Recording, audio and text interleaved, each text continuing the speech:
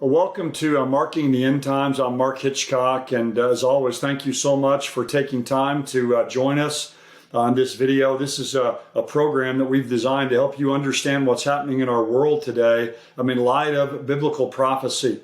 And today I want to talk about a headline that caught my eye this week. Really, it shocked me. And that is that world military spending now is over $2 trillion. It's $2.24 trillion. I want to talk about that in light of the wars that are predicted in the end time. So I want to talk about that during the main teaching time. And then we'll go a little bit later into the subscriber only section. And I've got some questions I want to answer. One question is a question about Isaiah 17, which is a prophecy about the destruction of Damascus. There's another question about why, has there been this age-long hatred and abuse of the Jewish people? And the final question is a question about women who are pregnant at the rapture. What's going to happen to their unborn babies? That's probably a question many of you maybe have wondered about at one time or another. So when we get to the subscriber-only section, we'll answer those questions. But I want to spend our time during this section talking about this headline that caught my eye. It's a headline from the Stockholm International Peace Research Institute. And here's what the headline says. It says, world military expenditure reaches new record high as European spending surges. And let me just read a couple of excerpts from this article to kind of set the stage for what I want to say. It says total global military expenditure increased by 3.7% in real terms in 2022 to reach a new high of $2.24 trillion. Military expenditure in Europe saw its steepest year-on-year increase in at least 30 years. The three largest spenders in 2022, the United States, China, and Russia, accounted for 56% of the world total, according to new data on global military spending published by the Stockholm International Peace Research Institute. The article goes on and says this: world military spending grew for the 8th consecutive year in 2022 to an all-time high of $2.24 trillion. By far the sharpest rise in spending, which is 13%, was seen in Europe. Of course, that's largely accounted for by the war between Russia and Ukraine. However, military aid to Ukraine and concerns about a heightened threat from Russia strongly influenced many other state spending decisions, as did tensions in East Asia. And with just one final quote here from this article, it says the continuous rise in global military expenditure in recent years is a sign that we're living in an increasingly insecure world. States are bolstering military strength in response to a deteriorating security environment, which they do not foresee improving in the near future. So nations see that this world is on the brink of disaster, all-out war, and they're preparing themselves for it. In the Russian invasion of Ukraine, China's continued aggression towards Taiwan and even towards Japan, North Korea's continuing threats, Iran at the nuclear threshold. So nations are burgeoning their military budgets. Here are the countries with the highest military expenditures. United States is almost $900 billion.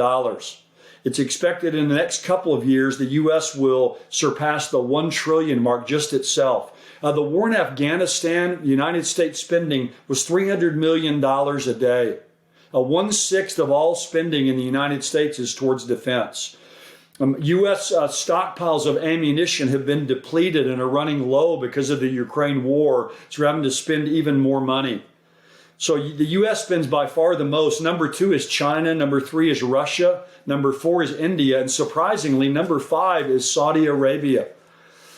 Currently, it's said that there are the highest number of violent conflicts going on in the world right now since World War II. Now, depending on what criteria you use, there are 110 armed conflicts in the world today. 32 countries currently in some degree or level of conflict. You don't have to read history very long to find out that human history is littered and scarred by the carnage of warfare. There was an article in the New York Times a few months ago that says what every person should know about war. It says of the past 3,400 years, humans have been entirely at peace for 268 of them, or just 8% of recorded history. Another person says this: a former president of the Norwegian Academy of Sciences, helped by historians from Britain, Egypt, Germany, and India, and using computer data, found that since 3600 BC, the world has known only 292 years of peace. In this period of more than 55 centuries, there have been 14,531 wars, large and small, in which more than 3.6 billion people were killed.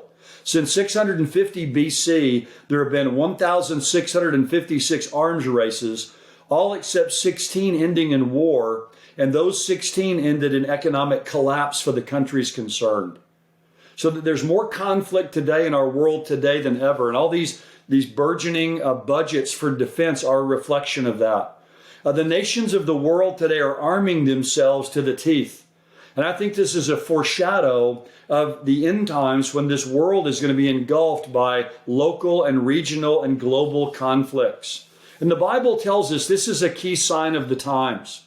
Remember, Jesus in Matthew 24 gives his litany of signs of the end times. And the first thing he mentions is don't let anyone deceive you. So the first sign is deception. The second sign is false messiahs and false Christs. But the third sign Jesus lists is wars. In Matthew 24, Jesus said, "You will hear of wars and rumors of wars, but see to it you're not alarmed. Such things must happen, but the end is still to come. Nation will rise against nation and kingdom against kingdom." In the book of Revelation, in chapter 6, as the tribulation period begins, the four horsemen of the apocalypse are unleashed as Jesus begins to open the seven-sealed scroll. And the rider on the first horse, the rider on the white horse, I believe is the Antichrist. And the Antichrist is going to come forth with this platform of peace. It says he's going to go forth conquering and to conquer, but I think it's going to be a bloodless conquest. He's going to bring some season of peace to the world, because when we get to the second rider, the rider on the red horse, says, when the Lamb opened the second seal, I heard the second living creature say, "Come." Then another horse came out, a fiery red one. Its rider was given power to take peace from the earth. Now, if he's going to take peace from the earth, then I think that means there must be peace. You can't take peace unless it's there. So there's going to be a brief time of peace at the beginning of the tribulation. The second rider is going to come and take peace from the earth, and says to make people kill each other. To him was given a large sword. And then down in the fourth rider, the fourth horseman of the apocalypse, in Revelation 6, it says, when the Lamb opened the fourth seal, I heard a voice of the fourth living creature say, "Come." I looked, and there before me was a pale horse. Its rider was named Death, and Hades was following close behind him. They were given power over a fourth of the earth to kill by sword, famine, and plague, and by the wild beasts of the earth. So notice one of the means here of this destruction of 25% of the world population, again, is the sword, which is speaking here of warfare. So the Bible is clear. There's going to be a wave of wars in the end times. There's going to be a crescendo of conflict. Wars and conflicts are going to be breaking out all over the world. There's going to be wars and rumors of wars, nation against nation, kingdom against kingdom. Now, there's going to be some specific wars within this general warfare. Many people believe that there's going to be a destruction of Iran in the end times, a specific destruction. They find that in Jeremiah 49 in the prophecy of Elam. Some see a destruction in the end times of Damascus in Isaiah 17. I'm actually going to talk about that in the subscriber-only section. Others see a Psalm 83 war where Israel's going to defeat her near enemies. But I see at least two main end-time wars. I think these are the two main ones. The Gog-Magog war in Ezekiel 38 and 39, when a coalition of nations to the north of Israel and to the south of Israel joined together under the leadership of Russia to invade the nation of Israel. And I think that will happen during the first half of the 7-year tribulation period, when Israel is at rest and living securely, as Ezekiel chapter 38 says. But the final great conflict will be the campaign of Armageddon that will take place at the end of the tribulation period. So human history that's just been filled with war and bloodshed is going to end with a cataclysmic global military conflagration. That this campaign of Armageddon, as all the armies and the nations of the earth gather there under the leadership of the Antichrist, for this final great war that's going to take place. So 2 great final wars at least I see: Gog and Magog, the first half of the tribulation; Armageddon at the end of the tribulation. Again, there may be some of these other wars as well, but there's just going to be all kinds of wars breaking out early in the tribulation period. But this massive defense spending that we see today, this massive increase in that, what I think we see happening in our world today, the armies of the world are equipping for the end times. Now, they don't know that, but that's what they're doing. The world is gearing up for Gog and Magog. The world is arming itself for Armageddon.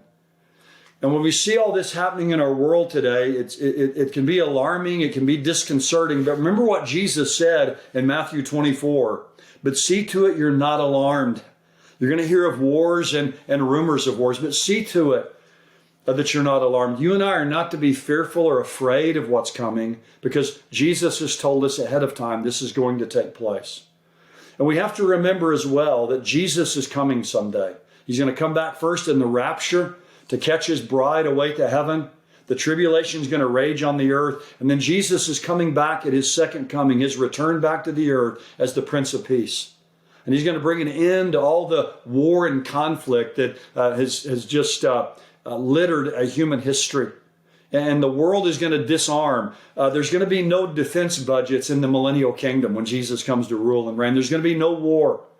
In Isaiah chapter 2 and verse 4, the prophet Isaiah says, they're going to beat their swords into plowshares and their spears into pruning hooks. Nation will not take up sword against nation, nor will they train for war anymore.